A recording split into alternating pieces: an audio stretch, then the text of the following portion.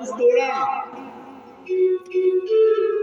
लेकिन विवाह भगवान के साथ में चारों भाइयों का हुआ।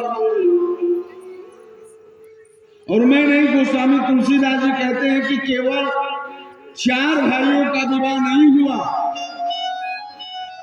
बल्कि उस समय पूरे अयोध्या में जितने उस समय विवाह के योग्य कुंवारे लड़के थे, राम जी के विवाह में उन सबका भी विवाह हुआ। मैंने गोस्वामी तुलसीदास जी ने लिखा, जब भगवान का विवाह हुआ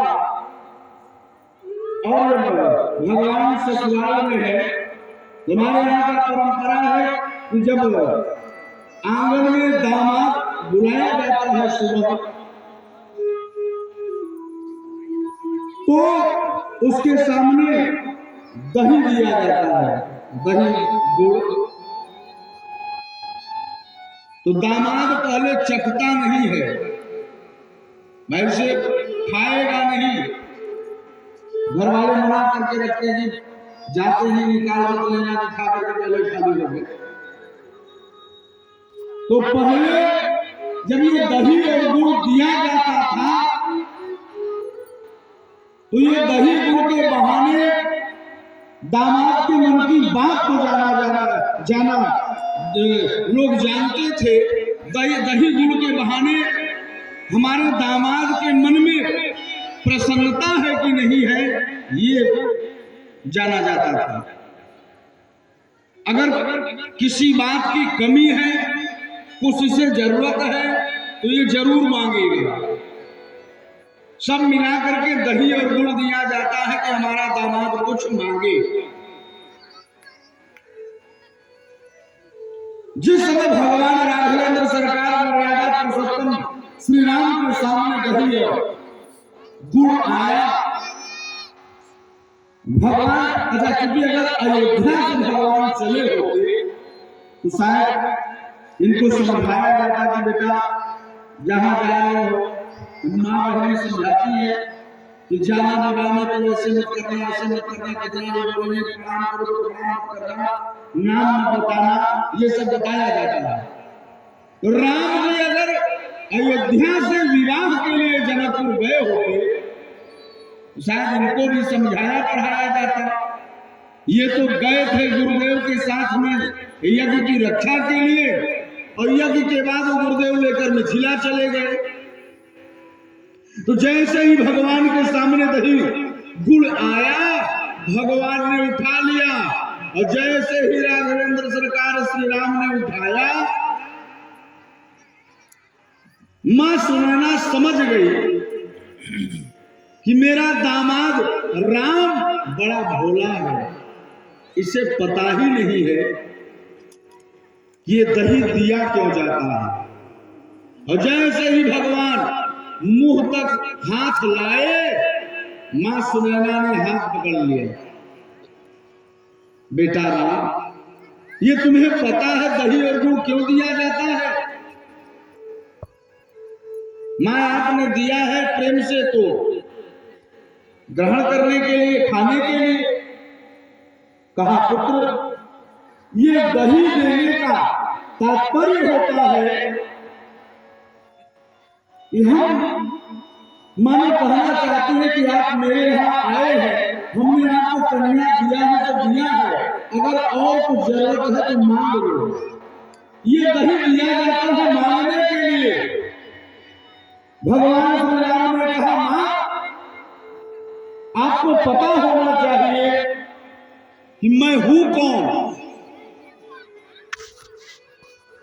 मैं दशरथ नंदन श्री राम हूं।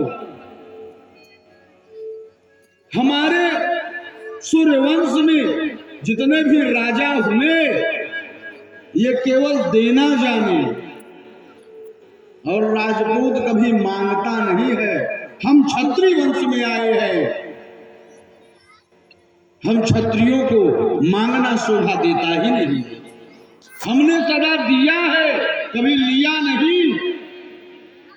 मां सुनैना ने कहा, राघव, यह ससुराल है,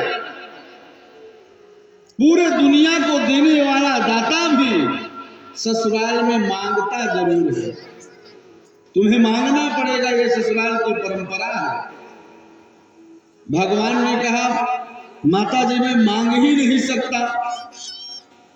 तब तक जोगीराज जनक आ गए। जनक जी ने कहा राघव आज आपको कुछ न कुछ मांगना तो जरूर पड़ेगा।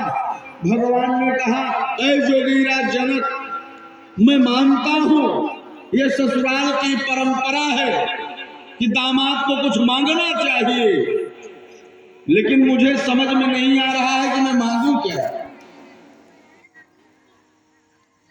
पहली बात तो क्षत्रिय वंश में आया हूं, मांगने जानता ही नहीं, मेरे संस्कार में नहीं है मांगना। और दूसरी बात अगर मैं ससुराल की परंपरा को निभाऊं तो मुझे कमी किस चीज की है जो मैं मांगू। भाई मांगा वो जाता है जो अपने पास ना हो, जिस चीज का अभाव हो वो मांगो तो ठीक है, लेकिन मैं मांगू भी तो क्या मांगू, मेरे पास कुछ कमी तो है नहीं।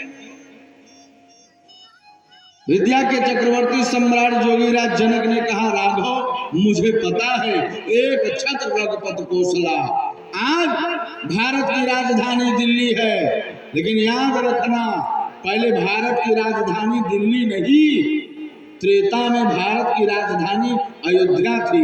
एक छत्र रघुपति कौशला। राघव मुझे पता है आप महाराज धीराज के पुत्र हैं, लेकिन यहां कुछ न कुछ तो मांगना पड़ेगा। आपको किसी भी प्रकार की कमी नहीं है, तभी राघव कुछ मांगना पड़ेगा। अंत में भगवान ने कहा माने बिना मांगे छोड़ जान बचेगी नहीं। भगवान ने कहा माने मांगना ही पड़ेगा। कहा हाँ राघव ये ससुराल की परंपरा है, यहां मांगा जाता है। भगवान ने सोचा इनसे मांगू क्या। भगवान सोचते सोचते जोगीराज जनक से मांग ही लिया और कहा जोगीराज कहा आप देंगे। जोगीराज जनक प्रसन्न हो गए। राघव आप आदेश करिए क्या चाहिए आपको। भगवान ने बहुत कुछ सोचा विचारा कि दुनिया की वस्तुओं की तो मेरे पास कोई कमी नहीं है, दुनिया के भौतिक संसाधनों का भी मेरे पास कोई कमी नहीं है। भगवान ने कहा हे जोगीराज जनक अगर आप देना चाहते हो तो एक चीज दीजिए। कहा क्या। कहा हमारे बारात में जितने बाराती आए हैं और उन बारातियों में जितने नवयुवक नौजवान लड़के विवाह के योग्य हैं, मैं दही कामो जुठाई में यही मांगता हूं कि इन कुंवारों का भी विवाह हो जाए। मैं यही मांगता हूं कि हमारे बारात में जितने बाराती आए हैं और उन बारातियों में जितने नौजवान विवाह के योग्य हैं उनका भी विवाह करा दिया जाए। जोगीराज जनक ने कहा दिया आपको। जोगीराज जनक ने पूरे मिथिला में घोड़ा पिटवाया कि जिसके घर में बेटी विवाह के योग्य है, जोगीराज जनक अपनी पुत्री सीता मांडवी सुकीरत उर्मिला की नहीं बल्कि जितनी कुंवारी बेटियां हैं सबकी शादी अयोध्या में करेंगे। मैं सबकी शादी अयोध्या में करूंगा।